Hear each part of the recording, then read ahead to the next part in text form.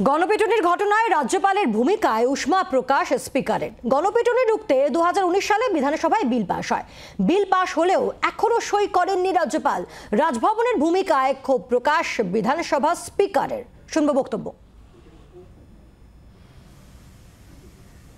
মানুষকে পিটিয়ে মারার প্রবণতা, যেটা গত কয়েকদিন ধরে আমরা দেখছি বিভিন্ন টিভিতে বা সংবাদ মাধ্যমে, এগুলো বন্ধ করার একটা উপায় ছিল।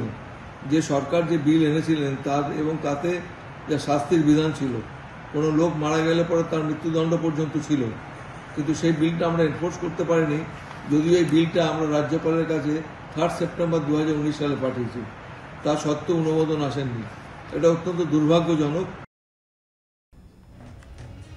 কথা বলবো, প্রবীর চক্রবর্তী রয়েছেন টেলিফোনে। প্রতিনিধি প্রবীর, গণপিটুনির ঘটনায় এবার রাজ্যপালের ভূমিকায় উষ্মা প্রকাশ বিধানসভা স্পিকারের। দেখো, এই যে বেশ কিছু জায়গায় গণপিটুনির অভিযোগ আসছে রাজ্য জুড়ে, সেক্ষেত্রে দাঁড়িয়ে রাজনৈতিক চাপানুতর তৈরি হয়েছে। অথচ বিধানসভার স্পিকার তিনি ক্ষোভ প্রকাশ করছেন রাজ্যপালের বিরুদ্ধে, যে এই ধরনের ঘটনা আটকাতে 2019 সালে করা বিল নিয়ে এসেছিল রাজ্য সরকার। যে বিল পাস হয়েছে বিধানসভায় 2019-এর 30 আগস্ট, রাজ্যপালের কাছে পাঠানো হয়েছিল 3রা সেপ্টেম্বর 2019।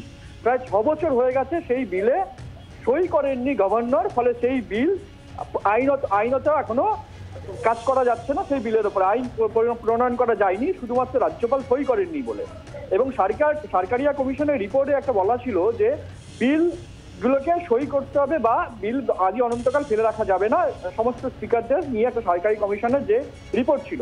অথচ দেখা যাচ্ছে শুধু এই বিল নয়, অন্যান্য বিলও গভর্নরের হাউসের কাছে দীর্ঘদিন ধরে পড়ে রয়েছে। ফলে রাজ্য সরকারের কাজ করতে অসুবিধা হচ্ছে।